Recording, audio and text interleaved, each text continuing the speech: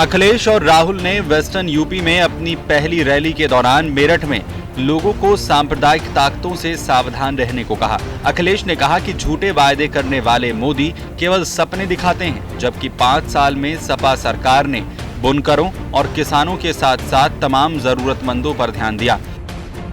मेरठ के लोगों से हम विशेष निवेदन करना चाहते हैं। ये बड़ा शहर है, बुनकरों का शहर है, बड़ी संख्या में बुनकर है। हम तो बुनकर भाइयों से कहना चाहते हैं, बताओ आपकी मदद किसने की है? किसी ने मदद की तो समाजवादियों ने मदद की है। चाहे हमें बिजली को लेकर के मदद करनी हो, यहाँ के कारोबार को मदद करनी हो, अगर कैंची के कारोबार से लेकर के खेल के सामानों को भी अगर समाजवादियों ने मौका मिला तो समाजवादियों ने मदद करने का काम किया है। क्या काम किया इन भारतीय जनता पार्टी के लोगों ने? जिन्होंने अच्छे दिन की बात कही, उन्होंने क्या किया आपके साथ? आपको लाइन में लगा दिया, लाइन में लग करके आपको तकलीफ का सामना करना पड़ा, परेशानी में डाल दिया।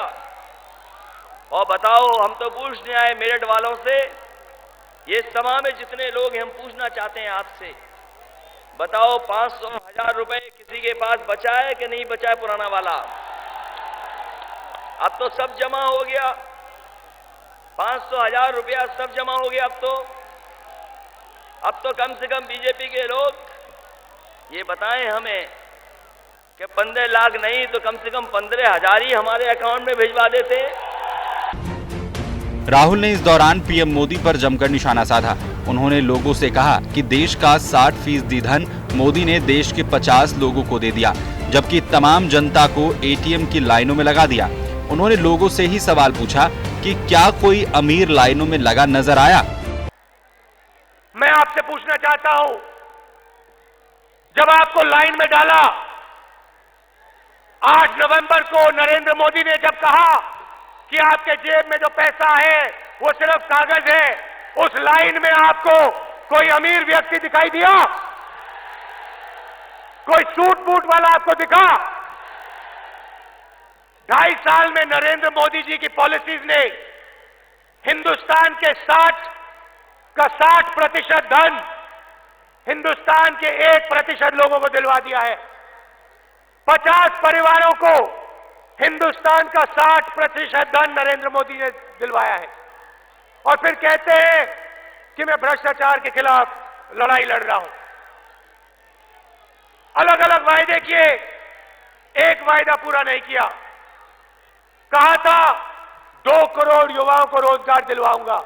यहां इस भीड़ में, इस आंधी में कोई एक व्यक्ति है जिसको नरेंद्र मोदी जी ने रोजगार दिया? नहीं, सुनाई नहीं दिया।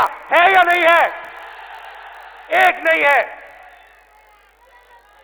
जहां भी वो जाते हैं खोखले वायदे करते हैं, 15 लाख रुपए दूंगा, रोजगार दूंगा, हिंदुस्तान को अच्छे दिन दूंगा। नरेंद्र मोदी जी ने अच्छे दिन दिए?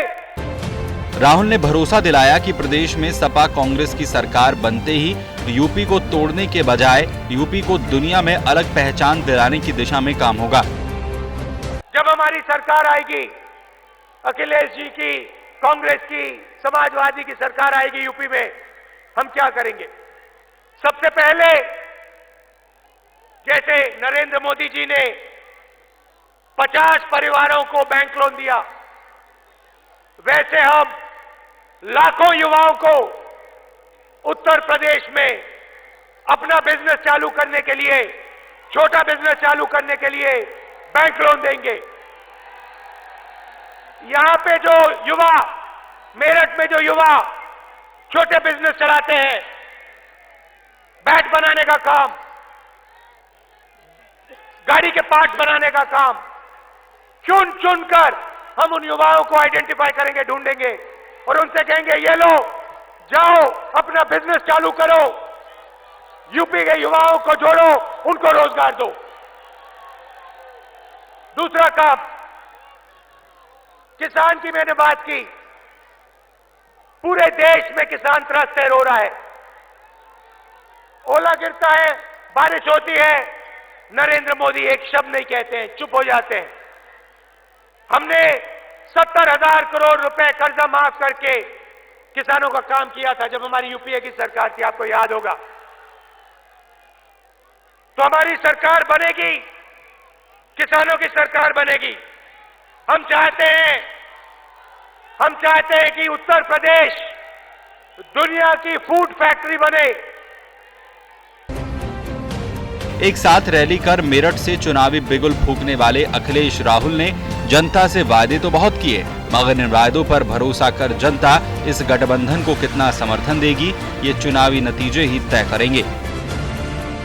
National desk, total news.